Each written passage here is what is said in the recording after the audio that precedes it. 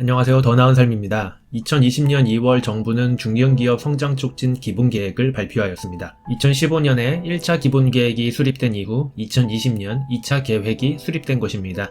중소기업이 중견기업이 되고 중견기업이 글로벌 기업으로 성장할 수 있도록 선순환 기업 생태계를 구축하고 일자리 창출 및 국민경제 발전에 기여하고자 국가 차원에서 수립된 경제정책의 방향인데요. 이번 계획을 면밀히 분석하면 앞으로 우리나라 정부가 밀어줄 산업과 분야, 그리고 방향성을 알 수 있을 것입니다. 정부는 국가의 미래를 위해 방향성을 제시하고 기업들이 날개를 펼 수 있도록 도와주는 역할을 합니다.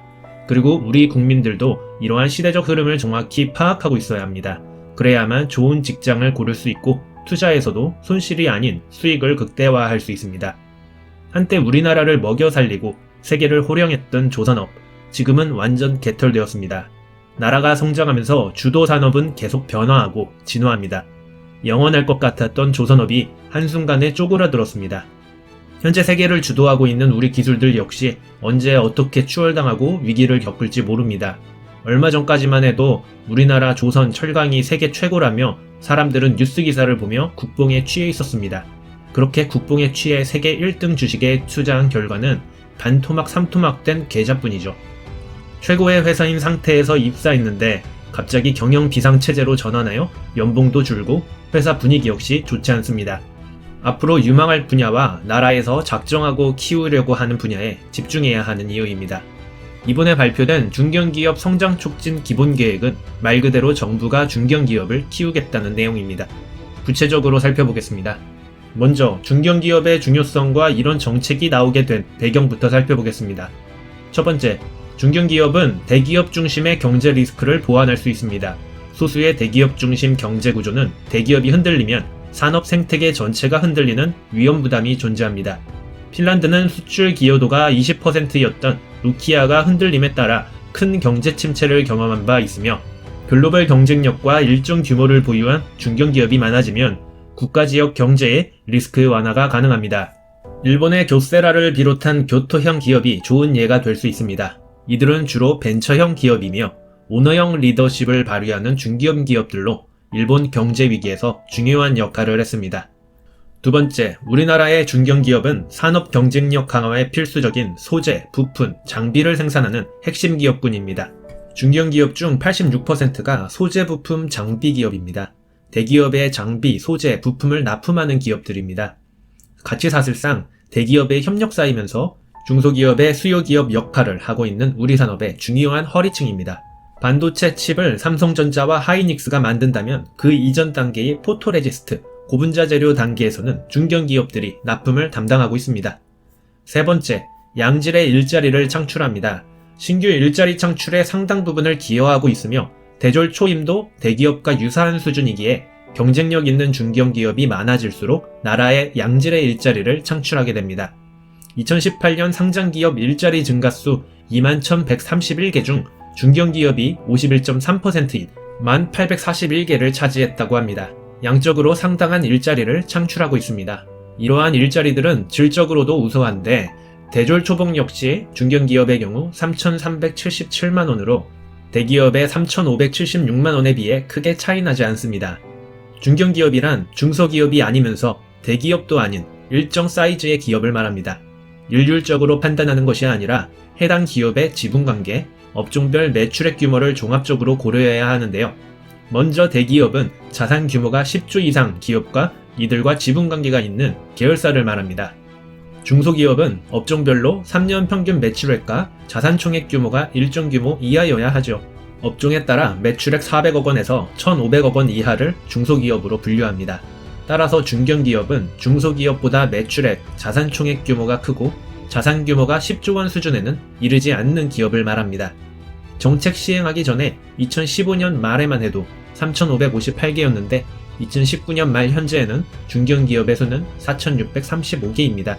규모별로는 매출액 3,000억 원 미만의 초기 중견기업이 약 86.4%로 다수를 차지하고 있습니다.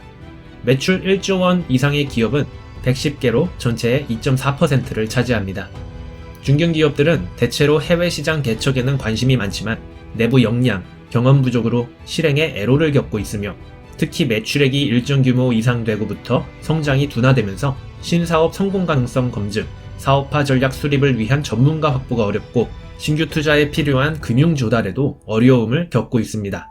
우리나라에서는 중소기업에게 세제 혜택 및 각종 특혜가 많이 주어지고 있습니다. 하지만 중소기업이 성장해 중견기업이 되면 각종 혜택이 줄어들게 되니 아예 성장 자체를 하지 않으려고 하는 중소기업이 늘어나게 됩니다. 이를 피터팬 증후군이라고 부르지요. 더 투자하고 역량을 펼쳐야 글로벌 시장에서 먹힐 수 있는데 기업 사이즈가 커지면 괜한 간섭, 세무조사의 주요 타겟이 되고 각종 금융, 세제 혜택이 사라짐에 따라 성장을 포기한 채 안분지족하는 기업이 많다는 이야기입니다. 지난 2015년부터 2019년까지 중견기업 성장 계획은 목표 5,000개 대비해서 96% 달성을 예상하고 있으며 수출 역시 목표를 조기 달성하였습니다. 어느 정도 성과를 거두었으나 초반 고성장 이후 성장 정체를 겪고 있는 기업들의 한 단계 더 도약을 위한 지원이 필요하다는 의견이 많았습니다.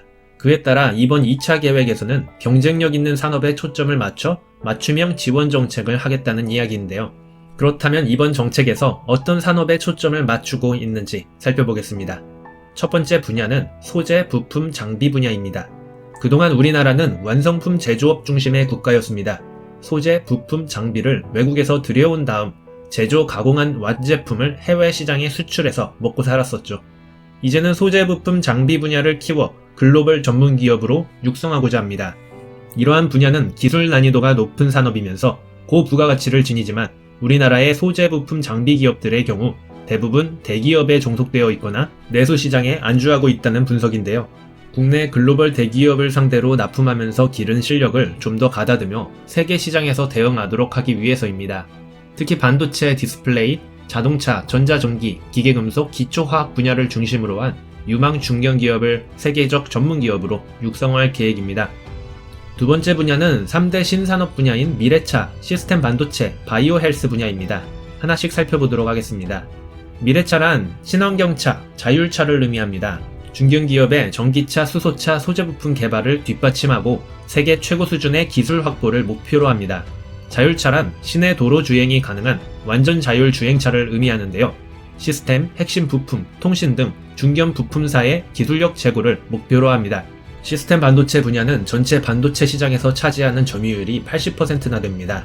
현재 팹리스, 파운드리 분야의 중견기업의 글로벌 진출이 미약하며 후공정 기술력 제고가 필요한 상황입니다.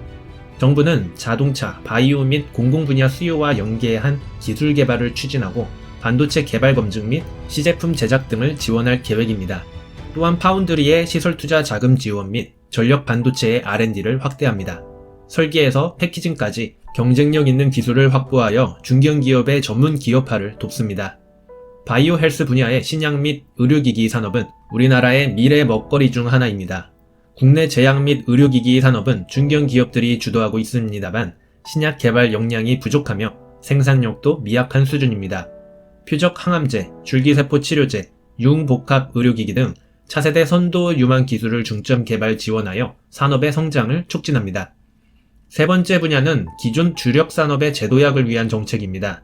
일반 기계 분야는 중국과 같은 후발국이 추격하고 있는 가운데 첨단 기술 경쟁력은 미약합니다. 데이터, 네트워크, 인공지능이 결합하여 기계 장비의 스마트화를 위한 장기, 대형 R&D 프로젝트를 추진할 예정입니다. 오랜 기간 우리나라의 중추산업인 철강산업은 고부가 품목 및 생산 시스템 업그레이드로 대응할 방침입니다. 철강 수요가 둔화되고 있고 전방산업이 부진한 가운데 성장 동력 회복이 필요한데 이를 고부가 철강제를 위한 투자와 생산 시스템을 스마트화하고 친환경화하도록 추진합니다. 섬유 분야는 현재 패션 산업 등을 주도하고 있지만 고기능성 섬유 및 첨단 섬유 개발에는 미흡한 상황입니다.